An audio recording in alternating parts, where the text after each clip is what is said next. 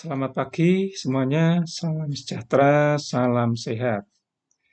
Pada pagi hari ini saya akan mempresentasikan hasil penelitian yang berjudul Imobilisasi kulit nanas dan ragi tape menjadi bioetanol. Saya Rudi Frianto dari Program Studi Teknik Kimia Fakultas Teknik Unpad Semarang. Latar belakang permasalahan adalah satu, penyediaan energi merupakan permasalahan yang menjadi perhatian semua bangsa. Yang kedua, peningkatan jumlah populasi dan aktivitas manusia akan meningkatkan kebutuhan energi. Penyediaan energi merupakan faktor penting dalam pembangunan di sektor industri, pertumbuhan ekonomi, dan pertumbuhan penduduk. Yang ketiga, sebagian besar sumber energi berasal dari bahan bakar fosil yang tidak dapat diperbarui. Bisa dibayangkan bahwa saat ini di mana kebutuhan energi dunia yang semakin meningkat apabila tidak didukung dengan usaha-usaha penemuan sumber energi baru, sebagai pendukung kebutuhan energi dunia, maka suatu saat nanti sumber energi yang berupa bahan bakar fosil tersebut akan habis dan apabila hal ini terjadi, maka dampak yang ditimbulkan akan sangat fatal terhadap kehidupan kita. Alternatifnya adalah pemanfaatan energi alternatif yang digunakan untuk mengurangi ketergantungan menjadi bahan bakar fosil, yaitu pemanfaatan bioetanol. Bioetanol atau etanol atau etil alkohol atau C25OH tergolong sebagai bahan bakar yang bernilai oktan tinggi sehingga dapat menggantikan timbal untuk menaikkan nilai oktan bahan bakar. Bioetanol merupakan alkohol dari hasil proses fermentasi glukosa dari sumber karbohidrat biomasa dengan menggunakan bantuan mikroorganisme. Bioetanol dapat berasal dari fermentasi dari tanaman yang mengandung karbohidrat yang bisa berupa amilosa, sukrosa, fruktosa, atau glukosa. Sedangkan kulit nanas merupakan salah satu alternatif yang dapat digunakan untuk pembuatan bioetanol. Nanas atau Ananas commus L, nama latinnya, merupakan komoditas buah tropis yang banyak ditemukan di Indonesia. Produksi bioetanol dari tanaman yang mengandung glukosa yang selanjutnya dilakukan proses fermentasi atau peragian dengan menambahkan yeast atau ragi sehingga diperoleh bioetanol sebagai sumber energi. Karena ragi sendiri adalah bahan yang dapat digunakan dalam pembuatan tape, baik dari singkong dan beras ketan. Pada saat peragian terjadi perubahan bentuk dari padi menjadi glukosa yang pada akhirnya akan menghasilkan alkohol. Menurut hasil percobaan Susanti pada 2013, pembuatan bioetanol dari kulit nanas dengan hidrolisan 0,3 N, waktu reaksi 270-315 menit akan menghasilkan kadar glukosa terbesar yaitu 8,958 sampai 9,594%.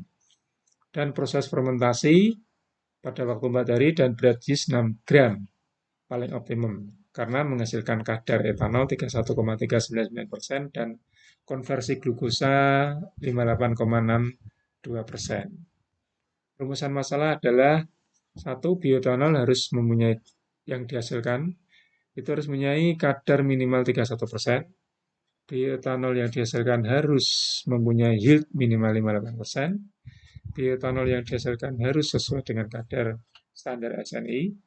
Kemudian yang keempat, adakah pengaruh antara jumlah ragi tape dan waktu fermentasi pada pembuatan bioetanol? Yang kelima, apakah ada kondisi optimum kadar bioetanol pada proses pembuatan bioetanol dari kulit nanas dan ragi tape?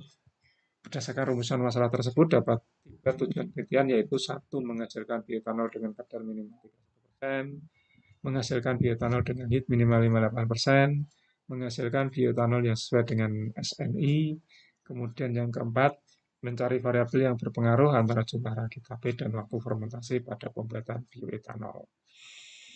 Yang kelima, mencari harga optimum kadar bioetanol pada proses pembuatan bioetanol dari kulit nanas dan ragi tape. Tujuan pustakanya adalah bahwa fermentasi adalah proses metabolisme yang menghasilkan energi dari gula dan molekul organik lain, serta tidak memerlukan oksigen atau sistem transfer elektron. Dalam memproduksi etanol dapat dilakukan teknik imobilisasi sel, di mana sel ragi akan masuk ke dalam membran serta menghambat sel untuk bergerak dan menghambat pertumbuhan bakteri, sehingga substrat yang diberikan nantinya hanya akan digunakan untuk menghasilkan produk. Selain itu, sel yang digunakan juga akan dapat dipisahkan dengan mudah hanya dengan menggunakan kertas saring, dan sel juga dapat digunakan kembali setelah fermentasi selesai dilakukan. Ini adalah tabel standar nasional Indonesia untuk bioetanol. Parameter yang teramati adalah kadar etanol, kadar metanol, kadar air, kadar denaturan, kadar Cu, keasaman sebagai CH3COH, penampaan ion klorid, kandungan sulfur, getah atau gumnya dicuci, dan metodologi penelitian dalam penelitian ini dilakukan dengan menggunakan ANOVA. ANOVA dua arah yang digunakan. Itu dipergunakan untuk menguji perbedaan rata-rata hitung jika kelompok sampel yang diuji lebih dari 2 buah yang berasal dari populasi yang berbeda. Kemudian analisa ANOVA dua arah ini digunakan bila sumber keragaman yang terjadi tidak hanya karena satu faktor atau perlakuan. Tujuan dan pengujian ANOVA dua arah ini adalah untuk mengetahui apakah ada pengaruh dari berbagai kriteria yang diuji terhadap hasil yang diinginkan. Variabel penelitian yang digunakan adalah variabel tetap, yaitu media fermentasi 200 mili dan pH media fermentasi 5. Variabel berubahnya adalah jumlah zis yang diberikan 1,2 gram dan 1,4 gram, waktu fermentasi 36, 48, dan 60 jam. Diagram oleh percobaan. Pertama, kulit nanas dikeringkan sampai 60 derajat Celcius. Itu akan menguapkan air, kemudian dikecilkan ukuran sampai 80 sampai 120 mes.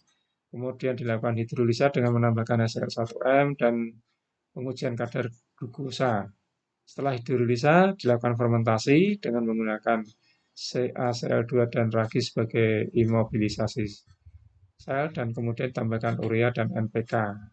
Hasil fermentasi adalah oksigen dan bioetanol, yang mana bioetanolnya akan diuji. Ini adalah dokumentasi persiapan kulit nanas, kemudian hasil hidrolisa kulit nanas, dan ini rakit tape. Kemudian ini hasil fermentasinya, proses fermentasinya dengan cara anaerob tanpa udara. Kemudian ini adalah hasil destilasi bioetanolnya. Kemudian pengujian hipotesanya menggunakan statistik F, tambah angkanya FA/FB, kemudian diuji hipotesanya bahwa F lebih kecil daripada F alfa, yang artinya H0 diterima, berarti waktu fermentasi tidak berpengaruh. Demikian juga yang FB-nya itu lebih kecil dari FLA, di mana H0 diterima berarti jumlah ragi juga tidak mempengaruhi. Di tabel tersebut tampak bahwa bioetanol yang dihasilkan terletak pada rentang 14,18% dan 16,79%. Itu belum sesuai dengan kadar bioetanol yang diharapkan. Karena acuannya berdasarkan peneliti sebelumnya yang dilakukan oleh Susanti pada 2013, yaitu minimal 31%.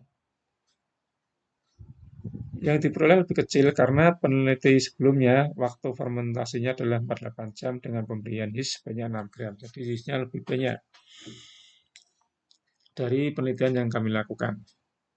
Kemudian dari hasil bioetanolnya, bioetanol yang didapat berada pada kisaran 85% hingga 85,7%. Dan waktu fermentasinya selama 60 jam dan penambahan lagi sebanyak 1,4%. Hasil ini sudah sesuai dari yield minimal yang diharapkan, yaitu 58%. Kemudian yield yang diperoleh lebih besar dari peneliti sebelumnya karena waktu fermentasi yang digunakan peneliti sebelumnya adalah 48 jam dengan pemberian yield sebanyak 6 gram dan waktu destilasinya adalah 2 jam.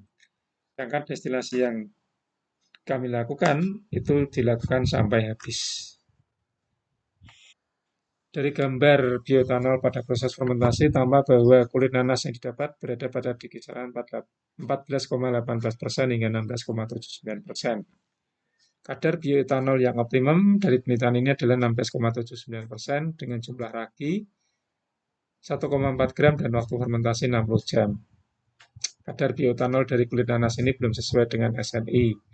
Karena kadar bioetanol menurut SNI adalah 99,4%. Sedangkan hasil penelitian kami adalah berada pada kisaran 14,18% hingga 16,79%. Dari grafik kadar bioetanol dapat dilihat bahwa semakin lama proses fermentasi akan semakin besar kadar bioetanol yang dihasilkan. Pada grafik dapat dilihat bahwa kurva naik, ya, di mana fase ini merupakan fase cepat pertumbuhan bakteri pada proses fermentasi yang berlangsung. Kesimpulan adalah satu, kadar bioetanol dari kulit nanas didapat pada kisaran 14,18 dan 16 hingga 16,79%. Ini belum memenuhi kadar bioetanol minimal. Kemudian untuk yield-nya didapat pada kisaran 85 hingga 85,7%. Hal ini sudah memenuhi kalau ditinjau dari yield-nya. Kemudian kadar bioetanol dari kulit nanas ini juga belum sesuai dengan SNI karena memiliki kadar yang rendah yaitu 14 hingga 16%, sedangkan menurut SNI adalah 99,4%. Pada pembuatan bioetanol ini F alfa lebih kecil dari FA lebih kecil dari F alfa, artinya 0 diterima sehingga waktu fermentasi tidak berpengaruh pada penelitian. Demikian juga untuk FB-nya lebih kecil dari F alfa. Artinya jumlah ragi yang diberikan juga tidak berpengaruh terhadap pembuatan bioetanol ini. Kadar bioetanol yang optimum dari penelitian ini adalah 16,79% dengan jumlah ragi 1,4 gram dan waktu fermentasi 60 jam. Demikian hasil presentasi kami, penelitian kami yang berjudul imobilisasi kulit nanas dan BKP menjadi bioetanol. Terima kasih atas perhatiannya. Selamat pagi, salam sehat, salam sejahtera.